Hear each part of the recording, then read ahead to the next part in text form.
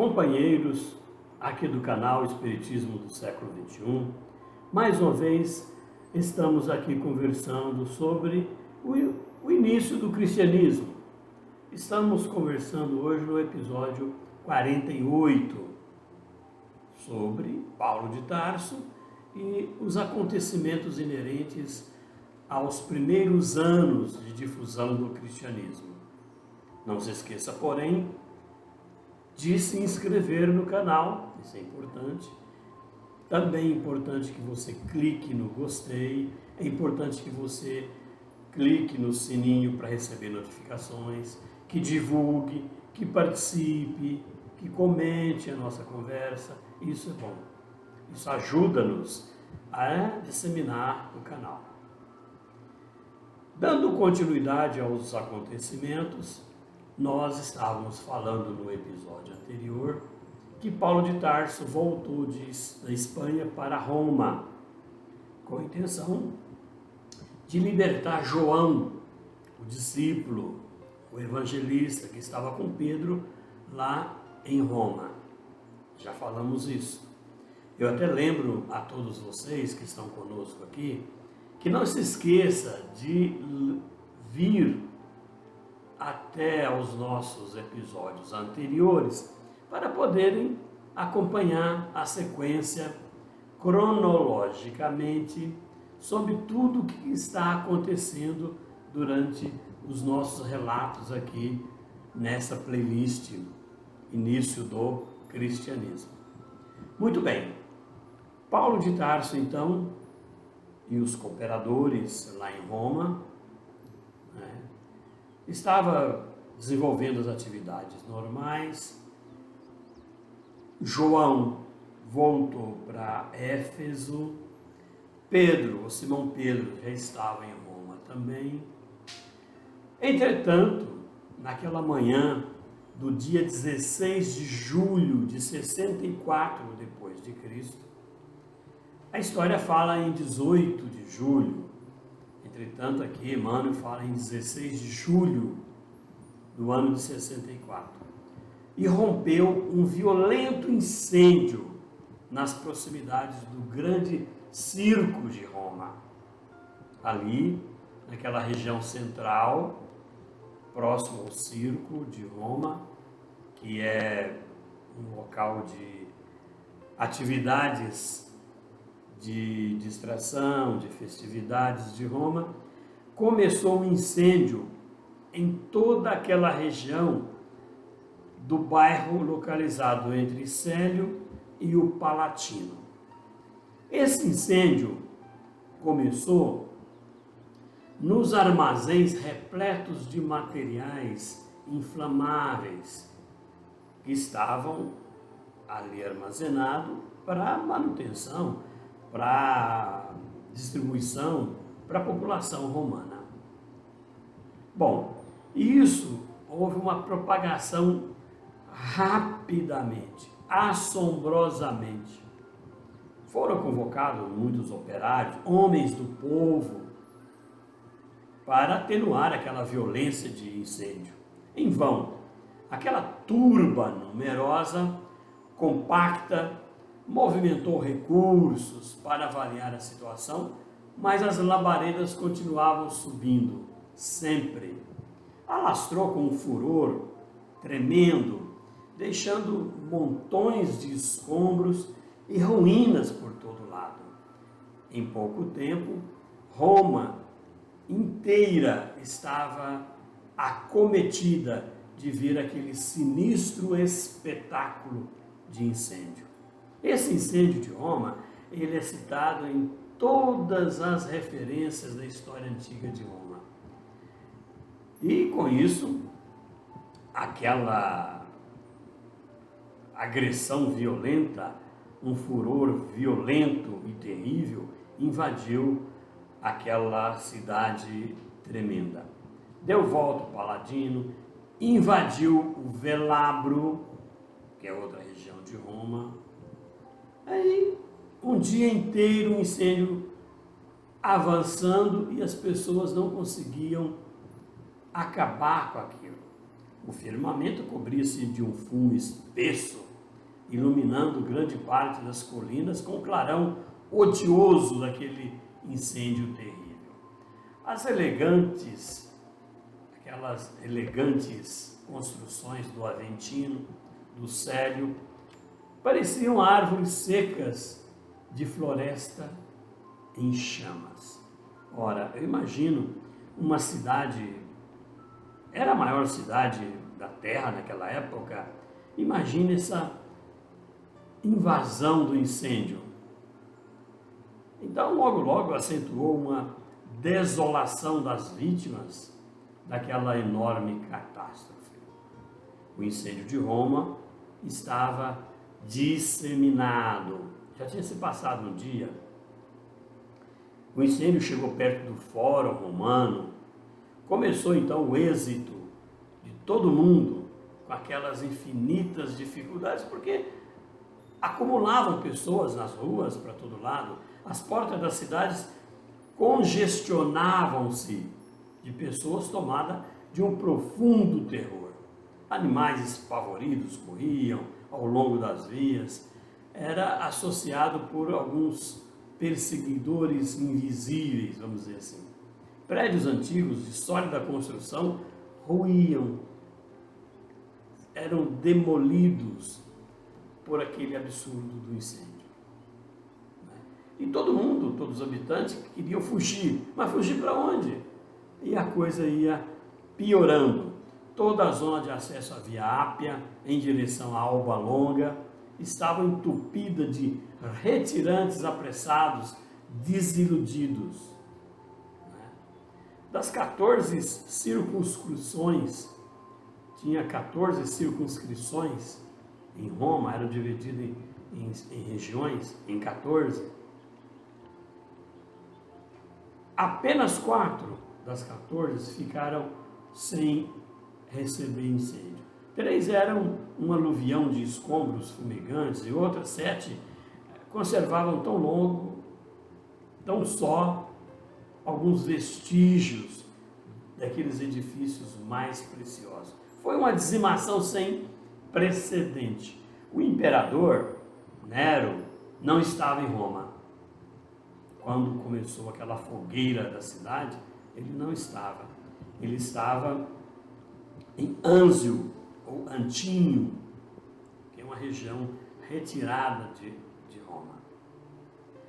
Acontece que ele saiu de Roma providencialmente. Era uma época em que o Império Romano estava no auge de recebimento, de arrecadação de tributos, de todas as províncias romanas. Era muito dinheiro que estava chegando. Então, Nero afastou-se de Roma, só que ele planejou esse incêndio. Ele comunicou aqueles seus agregados, ou melhor dizendo, aqueles seus funcionários de confiança, e ele organizou esse incêndio. Esse incêndio foi planejado porque Nero queria reerguer a cidade. Então ele achou melhor criar esse acidente, né? Ele criou um acidente, que na verdade não era acidente, e com isso Roma foi incendiada no ano de 64 depois de Cristo. Bom, e o próprio Emmanuel ainda fala assim: não seria interessante apresentar ao mundo uma Roma em chamas? Nenhum espetáculo seria inesquecível como esse. Então ele planejou isso. Depois que acontecesse esse incêndio, imaginava Nero, né? Ele reedificaria, ele reerguia aqueles bairros destruídos, e aí ele se tornaria um generoso para com as vítimas daquela imensa catástrofe. Passaria então a história do Império como um administrador magnânimo, né, e amigo dos súditos e dos sofredores. Olha, meus caros, foi uma artimanha política arquitetada por Nero. Então, como tinha muito dinheiro, o império estava se esbaldando em verbas, ele imaginou, vamos organizar uma catástrofe, né? Um acidente catastrófico, e logo, logo eu reerguerei, né? E farei do meu jeito. Então ele tinha esse propósito, combinou o atentado com aqueles áulicos da sua maior confiança, intimidade, né? E saiu da cidade. Ele fugiu da cidade e os seus homens de confiança organizaram para fazer a coisa parecer um acidente. Só que teve um problema, porque Nero não esperava, ele não projetava, ele não previu que aquele incêndio tomaria aquela espantosa calamidade. Ele achou que seria um incêndio menor, né? Só que tomou proporções indesejáveis. Seus conselheiros menos dignos não puderam pressentir aquela amplitude do desastre. Foi uma coisa abissal, absurda. Então, Nero estava de férias, né? Ele foi acordado, ele foi arrancado às pressas dessas férias entre aspas, né? Ele simplesmente fugiu para que Roma se incendiasse, né? O imperador voltou, enquanto Roma estava ardendo em chamas, porque esse incêndio durou alguns dias, em torno de 5 a 1 semana, né? Esse fogo continuou. De repente ele chegou no lugar onde não tinha ainda um incêndio, subiu no lugar mais alto, contemplou aquele montão de ruínas, sentiu a gravidade daquela situação. Ele não esperava que ia ter aquilo, né? Mas ele utilizou isso para fazer um trampolim no seu projeto de crescimento. Inclusive, Emmanuel diz que Nero, quando estava falando em público, ele dissimulou o choro. Ele fingiu que estava comovido, que estava chorando. Era tudo dissimulação. Prometeu, então, naquele momento, auxiliar a restauração daquelas casas particulares. Declarou que compartilhava do sofrimento geral e que Roma se levantaria novamente. Ele prometeu isso. Ele fez essa promessa. Nesse interim, quando o verbo imperial se tornava mais significativo, notou que a massa popular se agitava, meio que estranhamente. A maioria esmagadora irmanava-se agora gritando um grito terrível, todo mundo junto. E o grito que a massa gritava, enquanto Nero falava para aquela populaça, era assim: cristão às feras, leve os cristãos para as feras, morte aos cristãos. Ora, o que aconteceu? Os próprios romanos começaram a achar que aquele incêndio ocorreu devido à atividade dos cristãos, porque os romanos, a grande população, não aceitava os cristãos, não aceitava Cristo, porque Roma vivia na época do politeísmo. Eles acreditavam em vários deuses, era uma população altamente materialista, e Jesus só falava do Espírito, da vida depois da vida, do reino dos céus. Então os cristãos não eram bem-vindos. Aí, logo Nero viu que tinha a solução que ele esperava, que ele procurava. Então, logo ele viu aquela excitação da população, muito excitada espiritualmente, as novas vítimas que poderia organizar, logo satisfez os interesses dele e atribuiu a culpa daquele absurdo do incêndio aos cristãos. Nero conhecia o ódio que o vulgo voltava aos seguidores de Jesus. Ele sabia disso, porque os romanos, por ser politeístas, eles não acreditavam em Jesus, né? Então, os discípulos do Evangelho, os cristãos, mantinham-se alheios e superiores aos costumes dissolutos e brutais da época. Eles não aceitavam a ideia de muitos deuses. Para os cristãos era um Deus só, né? Não frequentavam os circos, afastavam-se dos templos dos deuses romanos, os deuses pagãos, né? Que a gente sempre fala, né? E posternavam diante de Jesus somente. Eles não aplaudiam aquelas tradições políticas do império. Além disso, né, eles eram marginalizados. Com isso, Nero percebeu aquilo, né, e logo imaginou: é isso que eu quero, né? Criar uma ideia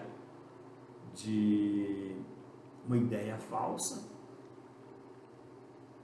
dando a impressão que os cristãos fossem os responsáveis por aquela catástrofe de Roma. A escolha do povo não poderia ser melhor para Nero. Os cristãos deviam ser mesmo os criminosos. Que absurdo, né? E sobre esses cristãos, segundo o próprio Nero afirmou, naquela turba de pessoas, que ia cair o Gládio vingador. Nero iria se vingar dos cristãos. Porque, apesar de tudo, os cristãos eram os responsáveis por aquele incêndio em Roma em 64. Como nós já falamos anteriormente, existia um preposto muito influente de Nero chamado Tigelino. Então Nero logo trocou aquele olhar intrigante, inteligente com Tigelino e já logo deu determinações para que Tigelino pusesse em prática a perseguição dos cristãos, para solucionar aquela proposta de vingar o incêndio que estava acontecendo. Então, Tigelino tomou as providências imediatas para reprimir os cristãos e castigar os cristãos. Porque, para todo efeito, os cristãos eram os responsáveis por aquele incêndio. O povo aplaudia freneticamente, antegozando as sensações do circo, com esgares de feras e cânticos de martírio. E isso ficou estabelecido. Aquela nefanda acusação pesou sobre os discípulos de Jesus como um fardo hediondo, horrível. As primeiras prisões começaram a ser realizadas com aquele flagelo maldito. Começaram a prender pessoas que eram adeptas a Jesus, ao seu evangelho. Numerosas famílias refugiaram-se nos cemitérios, nos arredores da cidade, já meio destruída, mas fugiram. Mas não adiantou. Os soldados, os prepostos de Nero, do império, foram atrás. Jovens indefesas eram entregues nos cárceres aos instintos dos ferozes soldados. E isso acontecia, estupros, as mais vãs agressões. Anciões respeitáveis eram conduzidos a enxovias sobre algemas e pancadas, os filhos arrancados das mães, do colo das mães, entre lágrimas e apelos comovedores. Tempestade sinistra caía sobre os seguidores do crucificado. Uma tempestade de impropérios, de punições injustas, e as agressões generalizaram.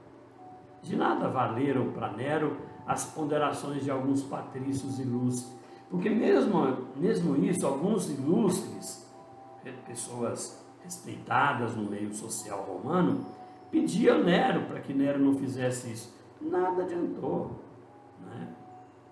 Nada adiantou. As perseguições continuaram tremendamente.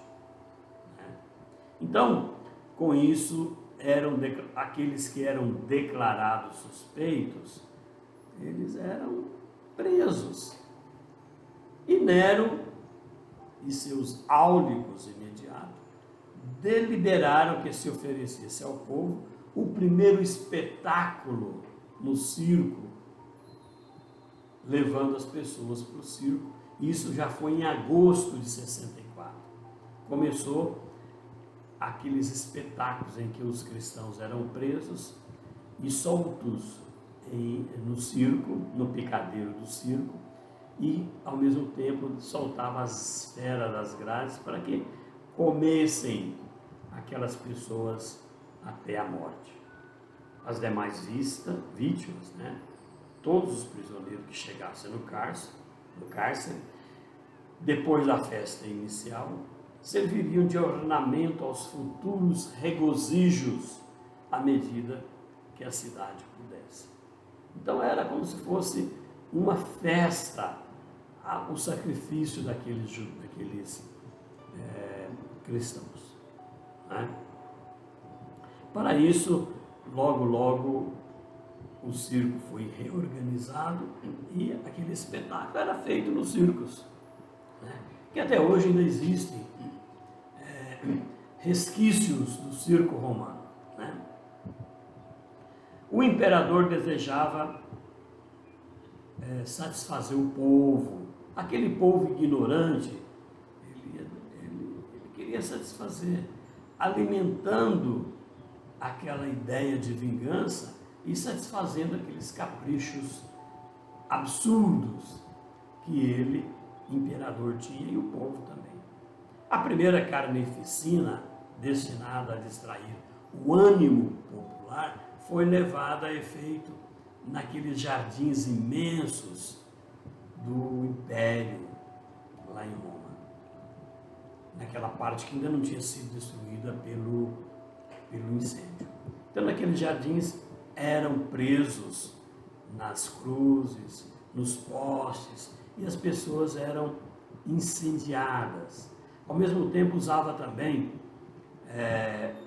azeite de oliva fervente e jogava nas pessoas. Às vezes, ferros em rubro, vermelhos de quente, eram colocados e marcados nas pessoas, nos olhos das pessoas. Eu não gosto nem de ler isso, porque é muito pitoresco e muito grave tudo isso que Emmanuel cita. Enquanto fazia essas aberrações, esses absurdos, nos jardins do Império, nos circos, orquestras eram chamadas para tocar melodias enternecedoras. Não tem lógica, era um absurdo, né? Nos lagos artificiais ali do Império, deslizavam barcos graciosos, artisticamente iluminados. Era uma festa que o imperador fazia para assassinar os primeiros cristãos no ano de 64. Especificamente em agosto, porque em julho tinha sido um incêndio, né? Então, à noite, as tochas poderosas não conseguiam afastar de todo e mostrava aquela devassidão naquele jogo franco de absurdos que o imperador aplicava. Aquela festa, aquelas expressões festivas pelo sacrifício daqueles pobres condenados cristãos. Os cristãos eram entregues ao povo para o castigo que esse povo achasse que era mais justo. Intervalos regulares, os jardins estavam cheios de cruzes, postes, de açoites.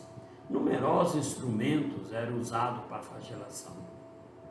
Isso tudo era natural e tudo em festa que Nero fazia. Os gemidos, os soluços dos desgraçados casavam-se ironicamente com as notas harmoniosas dos alaúdes, das liras nas festas. O vinho, né? Alguns expiravam entre lágrimas e preces aos apupos do povo. Outros cristãos entregavam-se estoicamente ao martírio, contemplando o céu alto e estrelado, sem nem reclamar. Ora, isso era muito grave para todos, porque aqueles cristãos sacrificados mostravam uma irregular firmeza, superioridade na sua conduta. E isso, aqueles fiéis de Jesus revelavam o poder da fé àquela sociedade perversa e decadente, afrontando as torturas que lhe cabiam. Interrogados nos tribunais, em momento tão trágico, declaravam abertamente a sua confiança em Jesus Cristo. Em Cristo Jesus, aceitando os sofrimentos com humildade, por amor a seu nome. Era um heroísmo fantástico, que parecia acirrar ainda mais os ânimos daquela multidão, porque a multidão via aquela simplicidade, aquela delicadeza dos cristãos, ficava mais acirrada, mais ódio surgia naquele povo. A perversidade apresentava diariamente números novos em sua venenosa facúndia. Era um absurdo. Mas os cristãos pareciam possuídos de uma energia diferente das conhecidas nos campos de batalhas sanguinolentas de todas as guerras. A paciência invencível, a fé poderosa, a capacidade moral de resistência assombrava os mais afoitos. Isso deixava os romanos mais preocupados. Não foram poucos os que se entregavam ao sacrifício cantando. Ia para ser sacrificado pelo fogo, nas tochas, nos postes, as feras nos circos, mas eles se entregavam cantando, grupo de cristãos cantando. Muita vez, diante de tanta coragem, os verdugos improvisados temeram o misterioso poder triunfante da morte. Ora, meus caros, isso é o início do cristianismo. E Paulo de Tarso, lá naquela cidade, esperando os acontecimentos. Muito bem, nós vamos parar por aqui, nesse incêndio romano criado por Nero, e logo estaremos no episódio seguinte. Um abraço e um beijo no coração de cada um.